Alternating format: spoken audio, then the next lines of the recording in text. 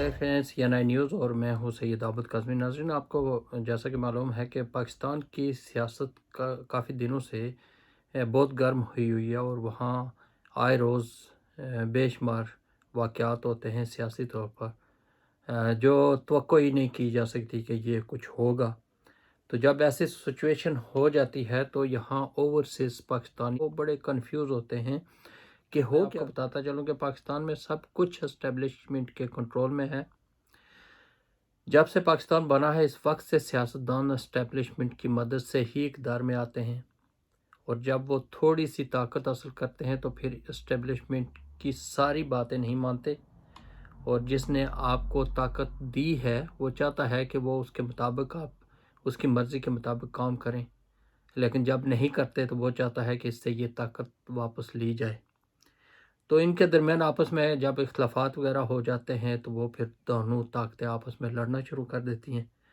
लेकिन दरमियान में ये मुल्क है, कोई घर तो है नहीं या कोई एक अदारा तो है नहीं कि उसमें मुलाजमीन तो चले मुतासर होंगे, लेकिन बाकी लोगों का क्या होगा। ये एक पूरा मुल्क है और इसमें आवाम है अच्छी खासी और वो ज़ाहिर है इन्हीं की तरफ देख रही होती है और वो एक अरसे से पीछे जा रहे हैं, जिसमें जो नए लोग आते हैं, बच्चे हैं, उनकी तालीम का निज़ाम है और बेशुमार चीज़ें हैं ऐसी जो उस मुल्क के लिए ज़रूरत होती हैं। तो वो फिर सारी चीज़ें मुतासर हो जाती हैं और एक दूसरे को नीचा दिखाने की कोशिश में वो इस चीज़ को भूल जाते हैं कि हमारे ज़िम्मे भी कुछ है। इक़्तिदार के लालच में नवाज शरीफ साहब ने 3 बार एस्टेब्लिशमेंट के साथ डील करके इक़्तिदार हासिल और हर बार उनकी मुद्दत पूरी नहीं हुई, उनको निकाला गया। लास्ट बार जब निकाला गया तो उन्होंने ये बाकायदा तौर पर कहा कि पूछा कि मुझे क्यों निकाला। एक साइड पे वो खुद बैठ गए, एक साइड पे सिक्योरिटी गार्ड बैठ गए और उसी गाड़ी में शहबाज शरीफ साहब को भी बैठा दिया गालिबन आगे। तो ले गए वहां पे, मुझे अलहदा ले गए मेस में, शहबाज को किसी और कमरे में ले गए।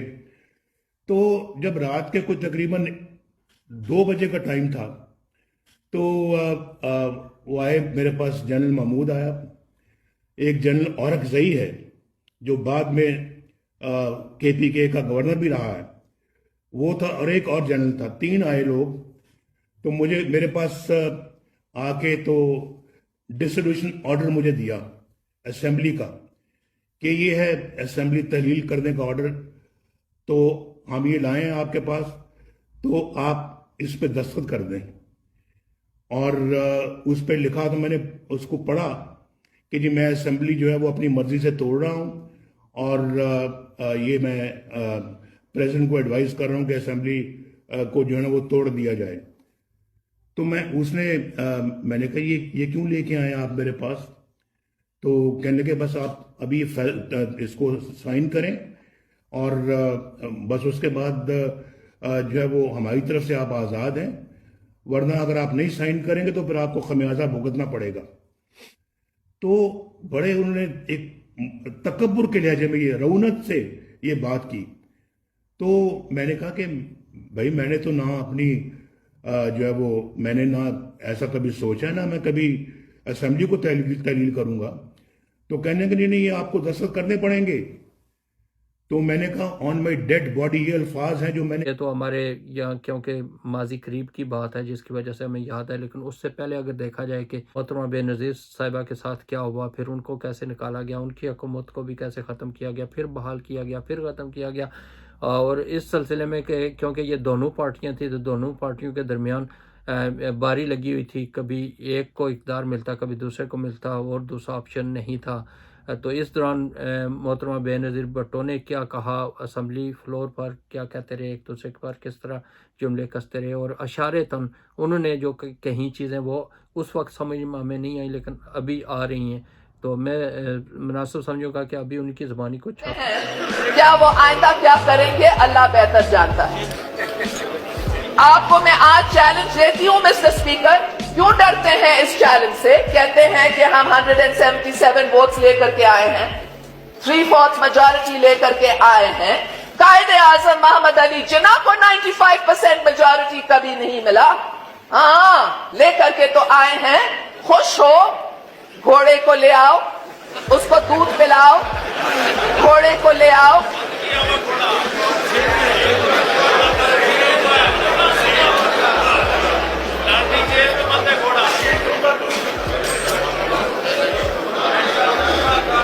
When you restore order, I will continue.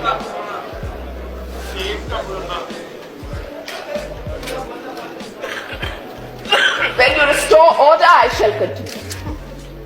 All right. Thank you for restoring the order, Mr. Speaker. So, जैसे मैं आपको कह रही थी, वो घोड़ा ले आओ जो दूध पीता है, वो घोड़ा ले आओ जो मामलेट खाता है, वो घोड़ा ले आओ जो शहद खाता है, और बताओ कि क्या सियासतदान बुरे हैं या सियासतदानों की किरदार खुशी। तो दूसरा आपको ये बताता चलूँ कि इसी दौरान कोशिश की है एस्टेब्लिशमेंट ने कि हम कोई ऐसी ताकत तीसरी बनाएं जिसकी वजह से इन दोनों पार्टियों की जो इजारादारी है ये ख़त्म हो, तो बारियों के बजाय हम तीन पार्टियों को बारी बारी ले आएँ। तो उसमें उन्होंने पहले कोशिश की थी कि मौलवी हज़रात तमाम को इकट्ठे करके एक मुत्तहिदा मजलिस अमल बनाई थी, जिसकी वजह से तमाम मकातब फ़िक्र के मौलवी हज़रात को इकट्ठे किया, बल्कि सरहद में कुछ अरसा उनकी हुकूमत भी बनाई गई तजर्बे की रोशनी में, लेकिन वो भी नहीं चल सका क्योंकि मौलवी हज़रात तेज़ लोग होते हैं, तो वो भी बाद में जब वो ताकत में आते हैं तो वो फिर तो आंखें तो दिखाते हैं। तो उसके डर की वजह से इन्होंने ये किया कि एक और पार्टी, उन्होंने कहा जी ये तीसरी पार्टी इख्तियार हो रही है PTI, तो इसकी सपोर्ट करते हैं। तो उनके साथ उन्होंने जो इलेक्टेबल लोग थे उनको जमा करके उनके साथ आगे पीछे से पकड़ दकड़ करके उनकी हुकूमत को बना दिया, जिसके नतीजे में वज़ीर आज़म इमरान खान को बनाया गया। और इमरान खान को जब ताकत दी गई तो फिर उनको कहा गया कि आपका हम साथ देते हैं, आप इसको चलाएं। तो जब वो चलाने लगे तो जब सिलसिला शुरू हुआ, काफ़ी चीज़ें मानी गई, कुछ नहीं मानी गई। जब उनका अपना मामला आया तो इमरान खान ने वो बात नहीं मानी। वो कहते हैं जी मैं चीफ़ एग्जीक्यूटिव हूँ तो कुछ मेरी भी मर्ज़ी होनी चाहिए। तो फिर वो उनके दरमियान इख्तिलाफ़ात शुरू हो गए। एक अरसे से आप देख रहे हैं कि पहले महंगाई और इस किस्म के शोर शराबे थे, लोगों की बात होती थी, बेशुमार चीज़ें ऐसी हुई हैं, ठीक है उन्होंने अच्छे काम भी किए, सब कुछ किया, लेकिन वो सारी चीज़ें दब गई। तो फिर जो बोलने वाले लोग थे वो आगे आप देखते देखते सारी चीज़ें चेंज हो गई। फिर इमरान खान ने यह किया कि रिएक्ट किया और उनको उनकी सारी चीज़ें नहीं मानी, और उस वक्त उसने ये फ़ैसला किया कि हमेशा यही होता है, माजी में भी ऐसा ही हुआ। कोई कहता है मुझे क्यों निकाला और किसी को पता ही नहीं चला क्यों निकाला, और खामोशी से लोग चले जाते थे। उन्होंने कहा जी इस चीज़ को कहीं ना कहीं जाकर रुकना चाहिए। उस सिलसिले में ज़ाहिर उनको तो पहले की तरह जिस तरह पहले लोग चले जाते थे तो एस्टेब्लिशमेंट ने सोचा कि इनको निकालेंगे तो ये भी खामोशी से चले जाएंगे कहीं बैरून मुमालिक या जो भी होगा। लेकिन इमरान खान ने आवाम का जब देखा कि रिस्पांस अच्छा मिल रहा है, लोग बाशऊर हो गए हैं और लोग इस चीज़ को समझने लगे हैं, क्योंकि आवाम ये चाहती है, जब बाशऊर हो जाती है कि वो चाहती है कि हाँ हमारे फ़ैसले जो हैं वो हम खुद करें, दूसरे ना करें। इसी तरह क्योंकि ये सारे फ़ैसले इक़्तिदार में किसको लाना किसको नहीं लाना, ये सारे ड्राइंग रूम के फ़ैसले होते थे। जैसे लंदन में आए सारे और यहाँ पे फ़ैसला करके गए ये करना है जी, फ़लाँ करना है जी, उसको गिरफ़्तार करना है, उसको रखना है, उसको ये ओहदा देना है, उसको नहीं देना। और जितने भी लोग क्रिमिनल थे, जिनको क्रिमिनल चले अगर नहीं थे तो ज़ाहिर तो किया गया, और जो कवानीन पाकिस्तान के ये आइन है जो उसके मुताबिक उन लोगों को क्रिमिनल कोर्ट के ज़रिए कलाया गया। और वो लोग जब यहाँ बाहर आकर भाग कर आ गए और कुछ लोगों को पाबंद किया गया वहाँ, तो उन तमाम को उनके हवाले इक़्तिदार कर दिया गया। 24 मिनिस्टर ऐसे जिनको ये ख़िलाफ़ बाकायदा तौर पर केसेस हैं और वो केसेस का भी सामना कर रहे हैं, और अब वो मिनिस्टर भी हैं, और जो प्राइम मिनिस्टर बने हैं उनका मनी लॉन्ड्रिंग का बहुत बड़ा केस उनका ऑलरेडी लगा हुआ है अदालतों में।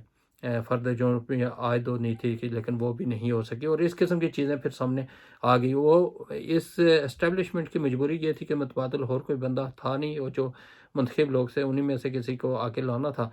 पीपल्स पार्टी ने अपने होशियारी का मुजाहरा किया कि इस चुंगल से थोड़ा सा पीछे हटें और वो चीज़ें ली हैं जिनसे नाम तो उनका हो और उनके पास हो, लेकिन यह है कि डायरेक्टली انوالومنٹ فوج کی ان کے ساتھ نہ ہو، اس وجہ سے وہ عہدے انہوں نے لے لیے ہیں۔ لیکن ابھی 1 مہینہ اور کچھ دن ہی ہوئے ہیں، لیکن جب کیونکہ 2 چیزیں ہیں، نواز شریف صاحب پرانے اب سیاستدان بن گئے ہیں اور ان کو پتہ چل گیا کہ 3 بار تو استعمال ہو چکا ہوں اور 4تھی بار کیسے ہونا ہے، تو جو انہوں نے شہباز شریف کو بلایا اور اس کو ساری چیزیں سمجھائی ہیں، ان کو بتایا کہ یہ تو بڑا غلط جا رہا ہے، آپ تو بس آپ استعمال ہو رہے ہیں آگے اور کام پیچھے کوئی اور کر رہے ہیں، حکم کسی اور کا چل رہا ہے، اور ساری یہ چیزیں نہ کریں، جس کی وجہ سے شہباز شریف صاحب نے یہ کیا کہ واپس جا کر اپنے بھائی کی باتیں مانی ہیں، لیکن ان کو اسٹیبلشمنٹ کو اس چیزیں پسند نہیں آئی اور وہ ان سے تھوڑا سا ہاتھ انہوں نے پیچھے کر لیا، جس کی وجہ سے دیکھ لیں کہ عدالتوں نے اسپیشلی وہ سومو موٹو لینا شروع کر دیا اور فیصلے اب غیر جانبدارانہ ہونا شروع ہو گئے ہیں۔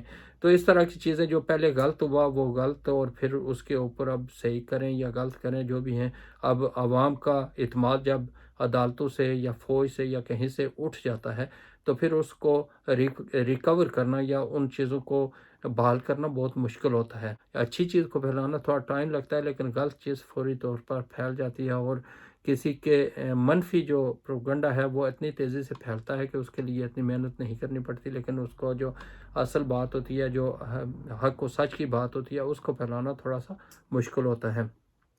اس سلسلے میں اب آپ دیکھ سکتے ہیں کہ آنے والے دنوں میں شاید الیکشن کا اعلان ہو جائے، اور الیکشن کے اعلان کے بعد کی سچویشن کیا ہوگی اس کے بارے میں کچھ نہیں کہہ سکتے، لیکن یہ ہے کہ اس وقت پریشان ہے اسٹیبلشمنٹ بھی، اور باقی جو لوگ ہیں وہ بھی پریشان ہیں کہ لوگ باشعور ہو گئے ہیں، اب ہر چیز کو لوگ سمجھنا شروع ہو گئے ہیں کہ یہ گیمیں کیا چل رہی ہیں، اور نہ صحیح جمہوریت چل سکی ہے کیونکہ ایک کنٹرول کسی ایک ادارے کے پاس ہے، وہ جیسے چاہتا ہے عدالتوں کو چاہتا ہے تو سیاستدانوں کو جدھر بھی کہتا ہے ادھر ہی چلے جاتے ہیں، کچھ بکتے ہیں یا نہیں بکتے، پیسہ استعمال ہوتا ہے یا نہیں ہوتا وہ ایک علیحدہ چیز ہے، لیکن ڈنڈا استعمال ہوتا ہے، اور وہ لوگ جن کو لیڈر ہی اگر اسٹیبلشمنٹ نے بنایا تو وہ ان کے کہنے کے بغیر تو انہوں نے کہیں جانا نہیں ہے۔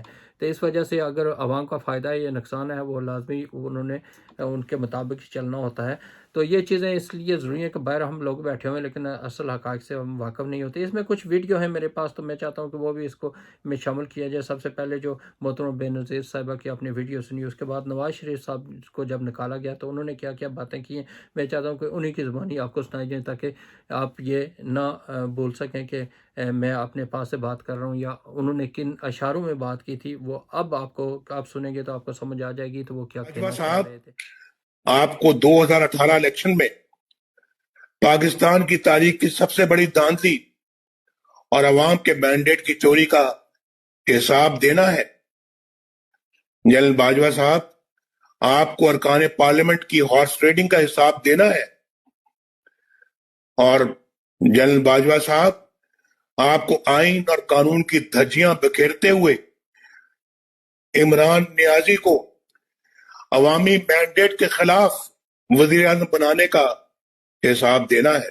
اس کے علاوہ جب نواز شریف صاحب کی حکومت تھی تو اس وقت جب کوئی غلط کام ہوتا تھا یا ان سے منوایا جاتا تھا تو وہ نہیں مانتے تھے، کر بھی دیتے تھے، لیکن پھر بھی ان کو دکھ ہوتا تھا کہ اس چیز کو اوپن کیسے کیا جائے، تو اپنے منسٹروں کے ذریعے وہ اپنے منسٹروں کی قربانیاں بھی دے دیتے، لیکن اس کے باوجود وہ جرنیلوں کے خلاف ان کو کہتے تھے کہ بولیں، آپ آواز نکالیں، چلیں، نااہل ہو جائیں گے یا باہر نکل جائیں گے یا کچھ ہو جائے گا، ہم تو پیچھے بیٹھے ہوئے ہیں۔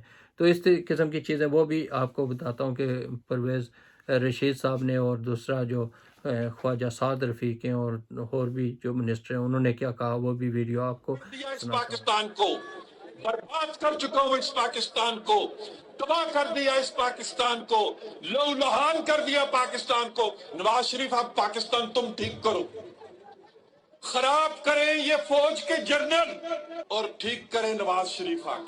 میں اس بات پہ کنونسڈ ہوں کہ ڈیفنس بجٹ کو اور بھارت کے ساتھ جو پیس پروسیس ہے اس کو الگ الگ دیکھیں۔ میں ڈی ایچ اے کے خلاف ہوں، میں سمجھتا ہوں کہ فوج کو پلاٹ نہیں بانٹنے چاہیے، جنرلوں کو پراپرٹی ڈیلر نہیں ہونا چاہیے۔ 65 میں فیک جو ہے وکٹری ڈکلیئر کی، وہ پوچھا آپ نے، انہوں نے سیاچین ہارا آپ نے پوچھا ان سے، انہوں نے کارگل ہارا آپ نے پوچھا۔ پاکستان آپ نے اپنا پیٹ کاٹ کر جس فوج کو مارا ہے، جو فوج کو ہیلی کاپٹر لے کے دیے ہیں، जो फौज को हमने हवाई जहाज लेके दिए हैं, जो तोपें और बंदूकें लेके दी हैं, आज वही हेलीकॉप्टर तोपें और बंदूकें पाकिस्तानियों का खून कर रही हैं। इसके अलावा जो मौजूदा गवर्नमेंट में उसके बारे में DGISPR ने उस वक्त क्या कहा था कि वो कौन लोग हैं, दहशत गर्द हैं, और अभी वो असम्बली में बैठे और मिनिस्टर हैं, उनके हाथों में इक़्तिदार है, वो कौन है, वो भी आपको उनकी पहले सुनाता हूँ, फिर उन मिनिस्टरों के बारे में बताऊंगा। PTM जब शुरू हुई, सबसे पहले उनके साथ एंगेजमेंट मेरी हुई, मेरी अपनी मुलाकात हुई मोहसिन दावड़ से भी, बाकी जो उनके सो कॉल्ड लीडर हैं। तो किधर थे ये मोहसिन दावड़ साहब, अली वजीर साहब, मंजूर पश्तीन साहब, किधर थे? जरा पूछे इनसे। उस वक्त तो पाक फौज ने जाके दहशतगर्दों से लड़ाई की थी और उनको वहां से निकाला था। सिक्योरिटी इदारों के इनसे सवाल है।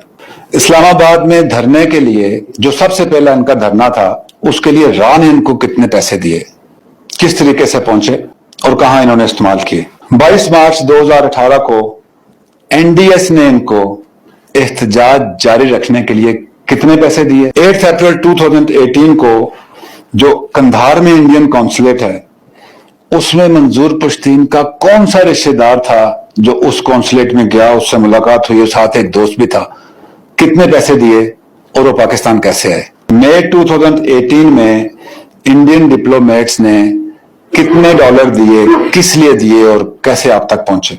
आप फौज से किस बदले की बात कर रहे हैं कि हम बदला लेंगे, हम लटा देंगे। आप लटा सकते हैं फौज को?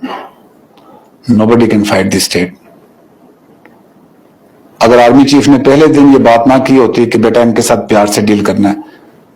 इशू ये है कि जिन लोगों को आप वर्गला रहे हैं, हमें उनका ख्याल है, उनकी परेशानियों का, उनके जो दुख है उनका एहसास है, वरना आपको डील करना कोई मुश्किल काम नहीं करते। आप इन MNAs की ट्वीट्स उठा के देख लें, क्या कोई जिम्मेदार शख्स इस किस्म की बातचीत कर सकता है अपनी फौज के खिलाफ?